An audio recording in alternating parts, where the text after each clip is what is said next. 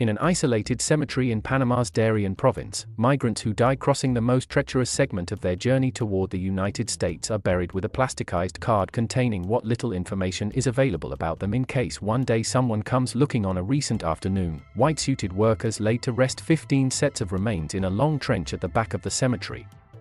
A local priest standing at the head of the trench with a candle, crucifix, and flowers performed a simple ceremony. On the white body bags were handwritten clues: unknown in Barrio Grande, unknown in Turquesa River, and unknown number 3, minor.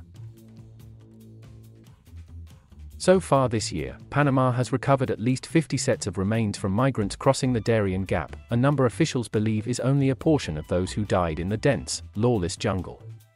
In recent years, 20 to 30 bodies on average have been recovered annually, but this year Panamanian authorities say more than 90,000 migrants, mostly Haitians, have crossed the Darien Gap from Colombia, and the body count reflects that surging migration.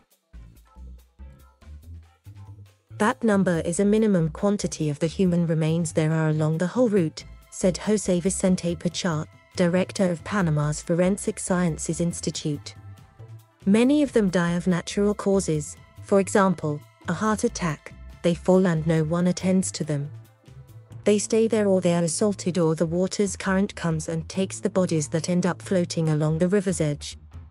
Snake bites are also common. Right now we don't have a way to investigate like we want to with international support, to go on the trails, the paths, because all the descriptions and statements there are human remains, Pachá said. Agents of Panama's National Border Service help recover bodies, sometimes extracting them with helicopters, along with investigators from the Darien Prosecutor's Office.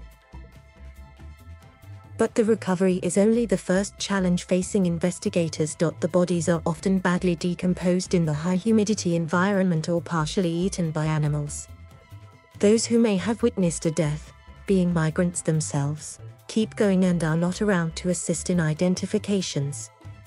And most of the bodies are without identification, it having been stolen or lost.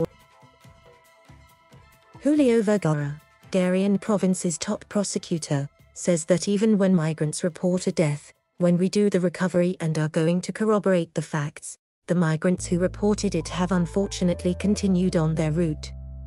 He said that of the cases he has opened this year, 5 Haitians, 2 Cubans and a Brazilian have been identified. 4 of the victims were children. Haitians made up the majority of the 15,000 migrants who camped for days in Del Rio, Texas, last month beside a border bridge.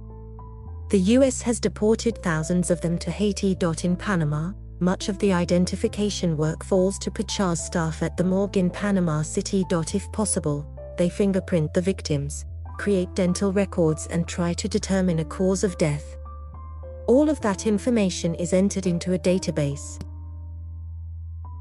It is a laborious process because generally the bodies are in a putrefaction stage. Many individual characteristics have been lost, Pachá said. The burial of 15 victims in Agua Fria followed a similar ceremony in the same cemetery weeks earlier. In that case, 6 sets of remains were interred. Pachá said the burials are necessary not only out of respect for the victims, but because morgues across Darien need to open space for new victims.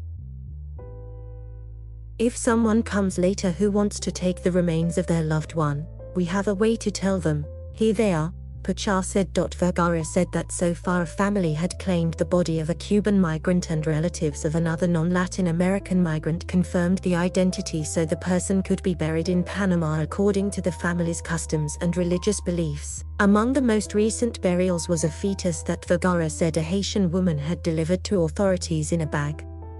She told them she had miscarried when she fell during the crossing, the prosecutor said. Migrants have been buried in at least a half-dozen other communities in Darien.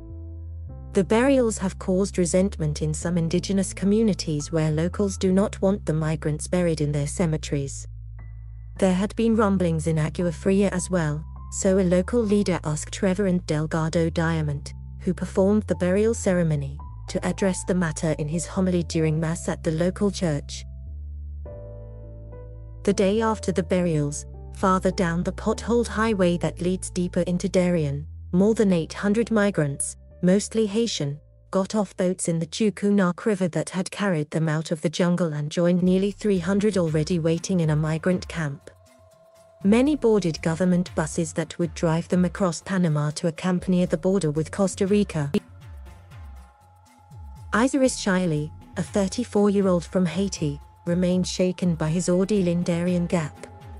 He and his wife, Cyberis Evanet, had traveled to Chile in 2017 and left there this year hoping to make it to the United States. Shiley said his wife had a miscarriage during the crossing and was hospitalized Friday with bleeding. "She almost died," he said. "We were like 6 days in the jungle without water, without food, because everything we had brought was gone." He said they had been robbed when approaching the first town, then threatened with death because they said he couldn't pass without paying. "Now I don't have money to continue on my way." Shiley had called relatives in the US before entering the jungle. On Friday, he wanted to let them know they had made it, but his cell phone was dead. Thank you for watching. Please subscribe